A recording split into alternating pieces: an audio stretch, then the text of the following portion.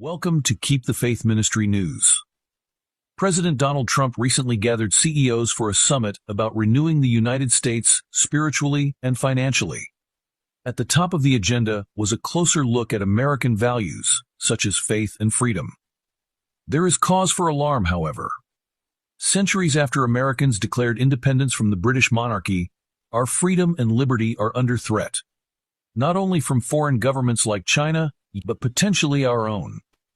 America's surveillance state is spreading as the federal government collects personal data of hundreds of millions of Americans.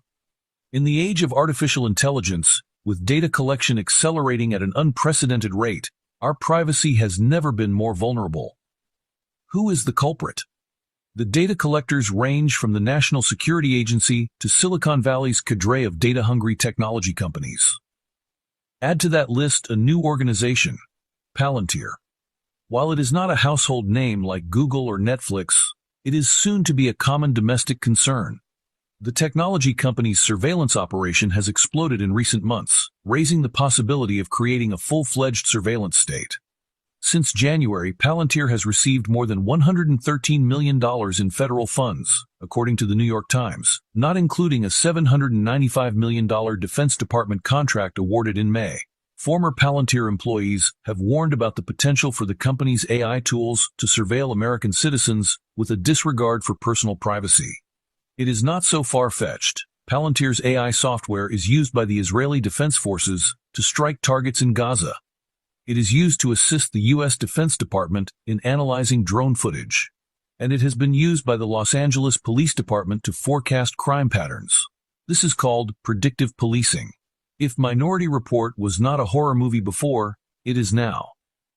Now, the same agencies are tapping into the power of AI to expand government surveillance in once unimaginable ways. Of course, the federal government can already access a wide range of our personal data, but it is often separated by agency. Washington, D.C., can create exponentially more detailed profiles on all of us by sharing data with the help of Palantir's AI tools.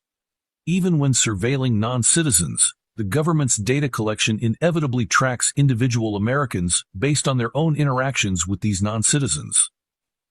The government's data collection is based on information from police departments, financial institutions, and other entities, like Palantir.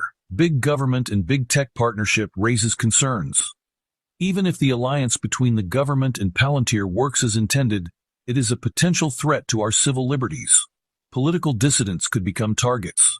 Not even those with limited public personas are safe from the state's detailed profiling machine. These systems are not perfect, and neither are our leaders. What happens when AI systems fail? What happens when data collection goes haywire? At the moment, many of our elected officials do not have answers to these questions, or they are just ignoring them. The same goes for OpenAI and Palantir, which are all too comfortable amassing ever larger federal contracts and greater market share. This lack of transparency or accountability is unacceptable. The only thing worse than the overreach of big government is big tech in bed with big government. For those who care about freedom and liberty, now is the time to speak up, before it is too late. Quote, "When Protestantism shall stretch her hand across the gulf to grasp the hand of the Roman power, when she shall reach over the abyss to clasp hands with spiritualism. When, under the influence of this threefold union, our country shall repudiate every principle of its constitution as a Protestant and Republican government, and shall make provision for the propagation of papal falsehoods and delusions, then we may know that the time has come for the marvelous working of Satan and that the end is near." Testimonies for the Church, Vol. 5, page 451. This is Keep the Faith Ministry News. Thank you for watching.